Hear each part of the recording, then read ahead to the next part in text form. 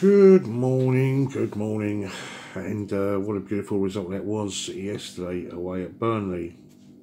What is it about Burnley away? We seem to do really well there. We seem to rack the goals up, that's for sure. I think I read before the game it was almost 3 goals per game, and didn't look that way at half time. I've got to say, I thought Burnley were the better side in what was a very, very poor half. And Thomas Tuchel must have read the right act, because those players come out completely different and moving the ball quicker. We were just a completely different side, and we got off to a great start. Reece James jinking one way, then the other, and then the other again, and then bang, and into the net, 1-0, and then 9 minutes later we're 3-0 up. Kai Havertz with 2 goals, and Christian Pulisic, who loves Turf Moor, making it 4 in what was really, really comfortable. Great 3 points, much needed 3 points, and superb in what's been a really, really difficult week for us as a football club, you have to say. Quick mention for the ladies as well, disappointing there. It's a League Cup from the men and a League Cup from the ladies now. And you might find some might argue this, you know, ever since Roman's mentioned the fact that he's leaving the club. It's 2 finals there that we've lost in the space of a week, and they took the lead actually. Chelsea, Sam Kerr, and then Man City got back, and they weren't really ever in the game really until they made it 1-1, and then Chelsea started to panic.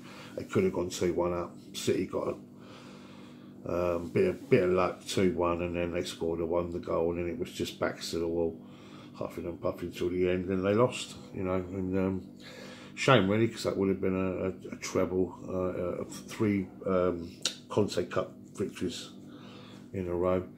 But it is what it is. Okay, so we all know what the crack is then, guys. We know that Chelsea are up for sale, and we know that the British government are freezing assets of Russian oligarchs, hence Usmanov at Everton.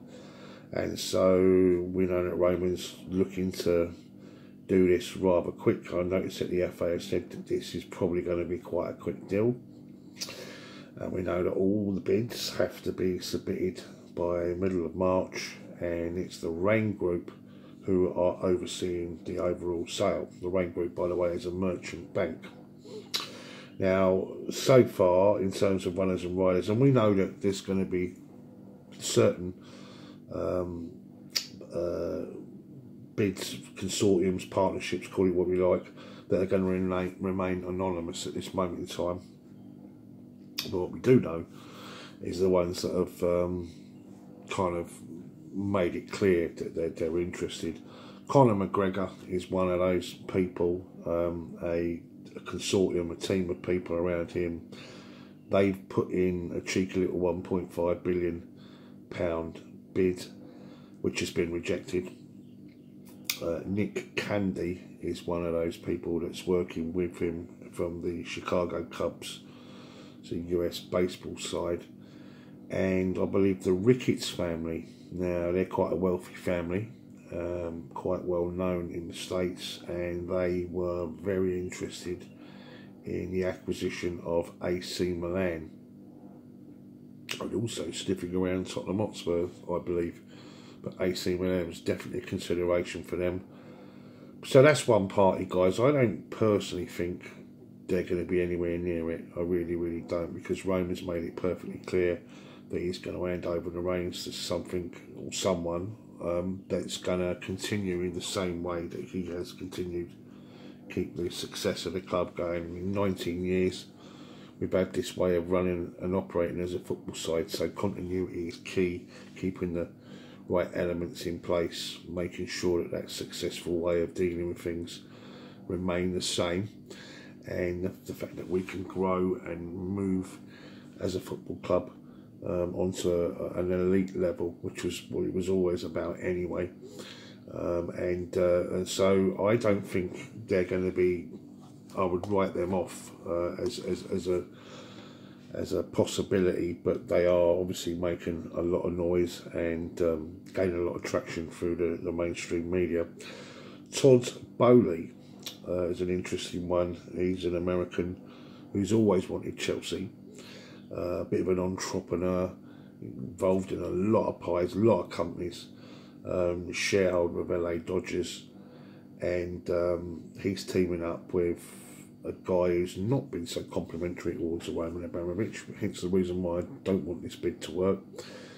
An 80-year-old guy, or his 80s guy, surname Swiss guy, and apparently they've had a £2.5 billion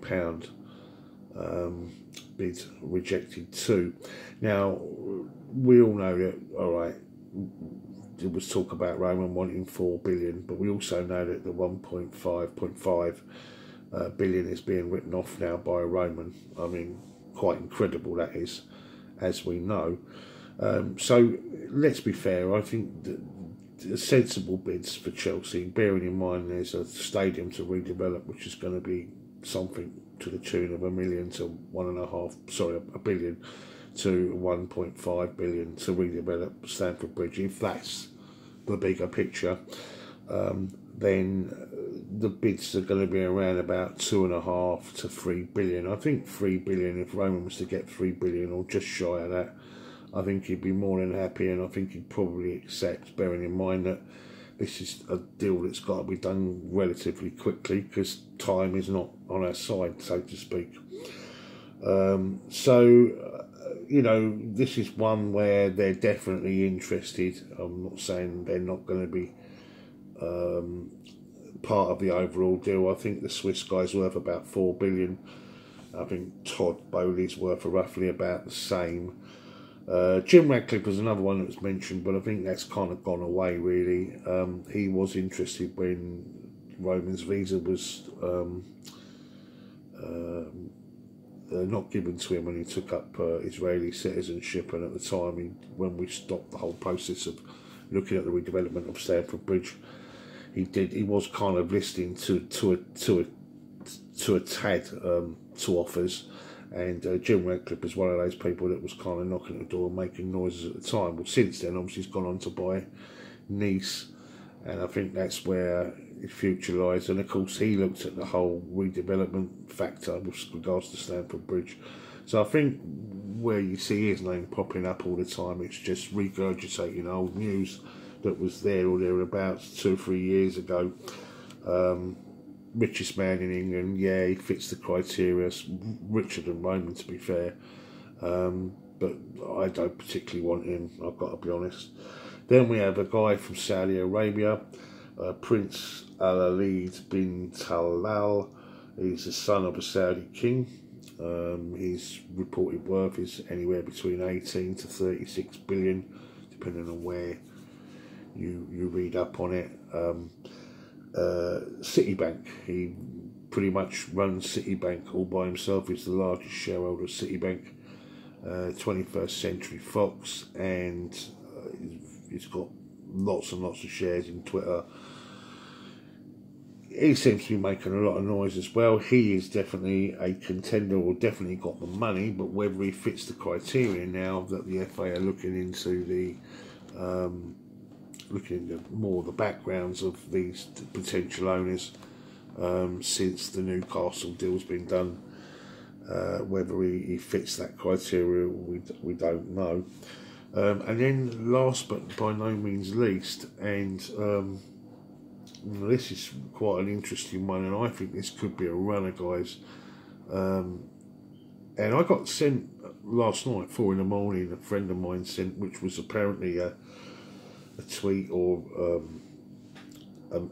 put out by Fabrizio Romano, saying that Chelsea have accepted an offer from this guy, 2.8 billion, which is around about the right price. And apparently he's friends with Roman. In other words, he's similar to Roman in lots of respects. Let me explain. This is the guy from Turkey, Bayrak, his name. Is it Muhsin Bayrak? He is an entrepreneur in Turkey. He's roughly worth around about £12 billion. He's the guy that's been saying that they've been involved from day dot, from the very first moment, in negotiations with regards to Chelsea and their lawyers, etc. Now, what's interesting about him, he's put his bid in on, through his company, which is AB Group Holding, and they are very much involved in cryptocurrency, which makes complete and utter sense, especially where we're going as a society, and design in construction and environmental issues. Now, interesting there again with the stadium, would he put his company into the redevelopment side of things with regards to Stamford Bridge? Again, a lot of it makes sense. Also, Roman said that he would never pass on the reins to someone that's not going to take it in the same direction that it's always been. And if it's a friend of Roman's and someone that he trusts, then I trust it 100%. Now, if that's the case, I want this man, because it's a similar situation. It's not a consortium, it's a company, one man at the helm, one man that's passionate about it, one man that wants the whole situation, you know, he really wants it, and a man that Roman trusts too, and it's on a kind of friendship scenario, someone with the resources and the company structure to take this forward. Yeah, it makes a lot of sense. It's interesting to say that this guy's quite adamant that he's actually got the deal. He thinks he's got the deal, saying very soon the flag of Turkey will be up outside, flying high outside Stamford Bridge. And that he also goes on to say it's very, very, very important, this deal, for my country. So, you know, he's a passionate guy, and you got to love the Turkish people, do you know what I mean? Let's hope they do the catering. Let's have some shish and doner kebabs inside the, you know, in the inside catering inside Stamford Bridge, because it is shocking, the food. They're like, be interesting there, the Bitcoin factor. It's the right amount of money, because I don't think it's about infinite money right now, because 12 billion, 50 billion, 60 billion, it doesn't make no difference. I think what really makes a difference is the type of character you are, where what's your vision, where you want to see this. Do you want to continue, do you want to build this situation, this club into this elite, because that's where we're at right now. You know, let's be honest, we're European champions, we're world champions, you know, we're involved in virtually every competition right to the very end. This guy seems, I think, the best of the bunch, where you can trust it. He would, if he's a friend of Roman, he would understand the structure, you know, the pitch owner situation, the fact that the need for you know, redeveloping the stadium and the supporters and the culture and everything else. And let's have it right. Turkey is a very, very passionate country. If you watch Fenerbahce and Galatasaray and all those football clubs, Besiktas, incredible. The atmospheres, and they're just fantastic, do you know what I mean? So, yeah, I mean, I think out of the, you know, the people that are visually out there right now, I'm sure there's others. I'm sure there's quite a lot of others that are keeping their powder dry, or at least keeping their identity a secret. For the ones that we know of, for me, this guy's the one, I think, if there's any truth in this. I mean, and what's interesting about him too is not only is he friends with Roman, he's got culture within himself. He's originally from the Bitlis family. He was a leader of a multi-tribe, which is the largest family within his own country. Wow, that's brilliant, you know, so that's very historical, and it's brilliant, you know what I mean? As I say, I've done my own due diligence with regards to the AB Group holdings, and you know, Bitcoin, big thing with Bitcoin, trust me, that's going to be a massive, massive player, digital currency, trust me, as we move forward. And this guy's built marinas and large structures and massive engineering feats, and you know, massively involved in the environment and the whole green initiative and that, which is very, very today. So construction, well, we know what needs to be done for sure. Maybe he'll find a better way, you know. Maybe he'll redesign the stadium, you know, in Roman's image. Who knows? Maybe he's someone that, because he's a friend of Roman's, he could hand it back to Roman later on. I mean, let's be honest here, right? Roman's still a young man. Still a young man. Maybe 5, 10, 15 years down the road. It's like, well, I've taken it that far now, Roman. Over to you, son. You know, maybe things are better in 10 or 15 years' time. We've got a constant continuation.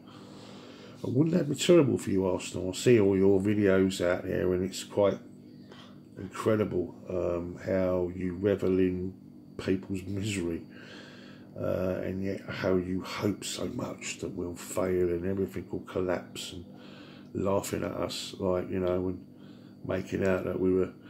And I notice also you always seem to draw this analogy with now and what went on with us in the 1980s, as if we were always that football club. No, it was terrible events that got us to that point, actually. You know, our former